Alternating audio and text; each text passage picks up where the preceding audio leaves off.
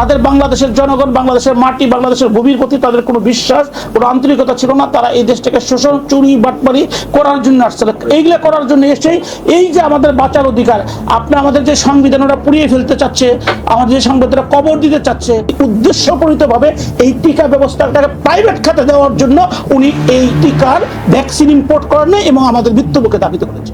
Scoundrel, সে একটা মিথ্যুক ব্যক্তি, সে এই দেশকে ভালোবাসে না, সে মিথ্যা কথা বলতে ভালোবাসে। সো ওর সম্বন্ধে আমি কি বলবো? He is a tout of the international, highest international অর্ডারের tout. He is a fraud. ওনার সম্বন্ধে আমি কি বলতে পারি? আর আমি তো ওনাকে যেদিন উনি বসেছেন সেদিন থেকে ওনাকে ফ্রড বলছি। আমি আজকে প্রথম বলছি না, হয়তো স্কাউন্ড্রেল আজকে প্রথম বলছে, বাট ফ্রড আমি সবসময় বলেছি। উনি কি করেছেন দেশের জন্য? Tell me. দেশকে ধ্বংস করা ছাড়া দেশের বাণিজ্য, ব্যবসা সব ধ্বংস করেছেন, দেশের আইন ব্যবস্থাকে ধ্বংস করেছেন, মব সৃষ্টি করেছেন দেশে, রুল অফ ল যেটা নিয়ে আমরা এত চিন্তা করি ওইটা ধ্বংস করেছেন। উনি কি দিয়েছেন দেশকে?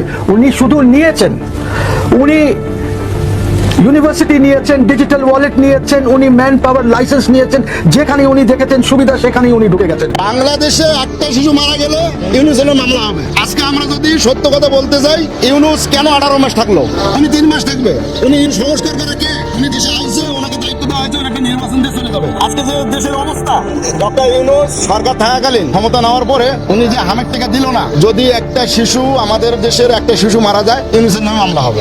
যদি আমরা বাংলাদেশে আইন থাকে, নিয়ম থাকে, তাহলে ইউনুসের নামে মামলা হবে। এই শিশুগুলো মারা যাচ্ছে আমাদের মতো হতদরিদ্রের, এর পিছনে দায়ী একমাত্র ইউনুস। এই পিছনে প্রথম দায়ী করব ছাত্রদেরকে। আজকে আমাদের দেশে যে মেধাবী ছাত্ররা কাকে বসালো? ওরা কেন ইউনুসকে বসালো? কারণ কি? ইউনুস কি করতে পারে? আমরা তো দেখলাম অবশ্যই টাকা খেয়েছে। উনি যে 600 কোটি টাকা দিছে এটা তো প্রকাশ হয়ে গেছে। ছাত্রদের সাথে যে আন্দোলনের আগে যে কন্ট্যাক্টটা করছিল আর কূটনীতিক যে বিষয় গেলে উনি কিন্তু চতুর্দিক থেকে নিয়ে আসছে।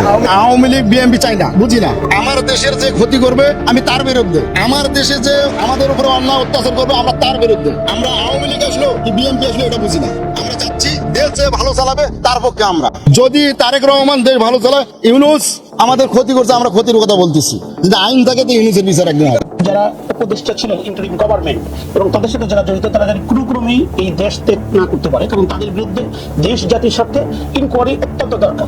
বিষয়টা আপনাদেরকে ক্লিয়ার করে বলি। আপনারা দেখবেন যে বাংলাদেশে যখন আমরা স্কুলে পড়তাম, আমাদের বয়সের যারা আছে, আমাদের শুধু টিকা দেওয়া হতো না হামে। এই টিকার জন্য আমাদের মা, আমাদের আত্মীয় স্বজনকে যথেষ্ট সচেতন করা হতো যাতে আমরা টিকাটা নিই। এইটা হচ্ছে বাংলাদেশের পরিবেশ বিভিন্ন কারণে এই টিকাটা নেওয়া অত্যন্ত জরুরি এবং এই টিকাটা 1970 থেকে আরম্ভ হয়েছে এবং সর্বস্তরে এবং প্রায় 90% সাকসেসফুল মানুষের টিকাটা দিতে।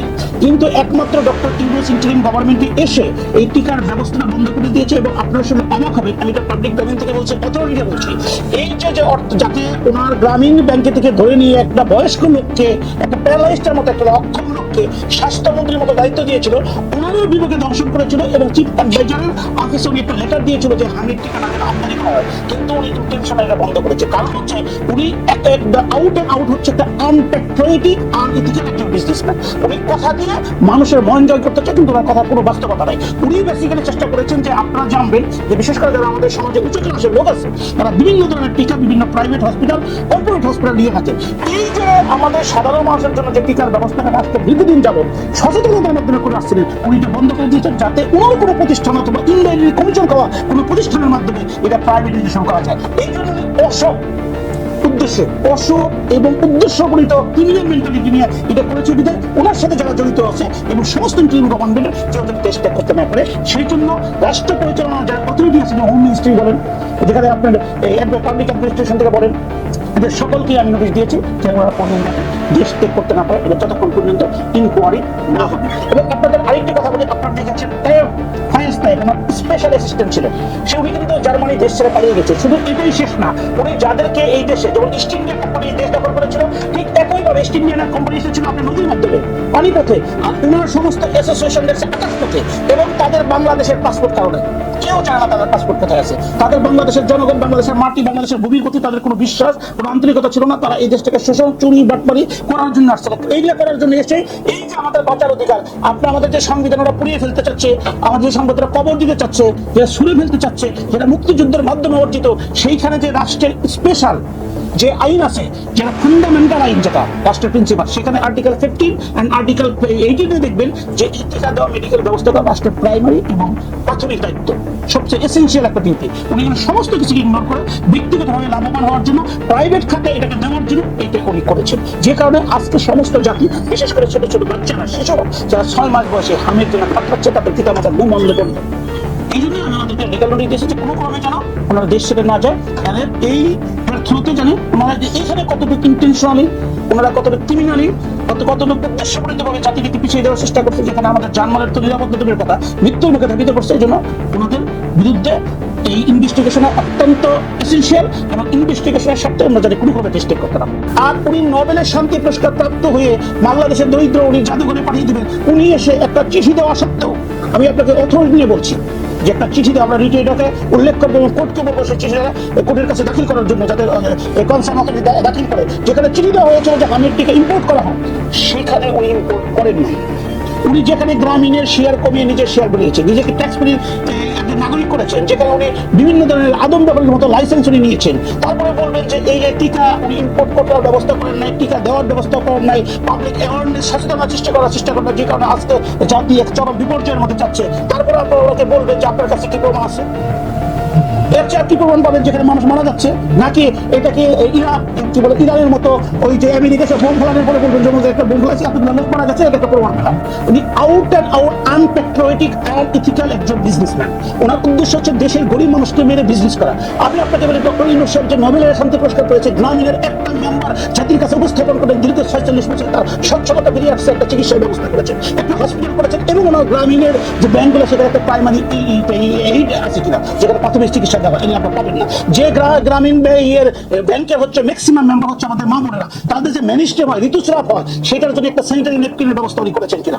তাহলে উনি হচ্ছে আউট অ্যান্ড আনপ্যাট্রিয়টিক মানুষ। উনি উদ্দেশ্যপরিতভাবে এই টিকা ব্যবস্থা প্রাইভেট খাতে দেওয়ার জন্য উনি এই টিকার ভ্যাকসিন ইম্পোর্ট করেন এবং আমাদের মৃত্যুকে দাবিত করেছেন। আমি এক কথাই বলি, ভাই আপনি মন জয় করে ফেলেছেন। সত্যি কথা, আপনি হৃদয়টাকে জয় করে ফেলেছেন। অনেক দিন ধরে আসলে বলে আসছিলাম ইউনূসকে গ্রেফতার করা দরকার। বাংলাদেশের সকল হত্যাকাণ্ড থেকে শুরু করে ইভেন এই যে আমেরিকার কাছে দেশটা যে বিক্রি করে দিছে, আরো ইত্যাদি ইত্যাদি কত ধরনের আমাদের বাংলাদেশকে নিয়ে যে ষড়যন্ত্র করছে, এনসিপি থেকে শুরু করে যত করা সমন্বয় কাছে সব কয়টাকে গ্রেফতার করতে হবে।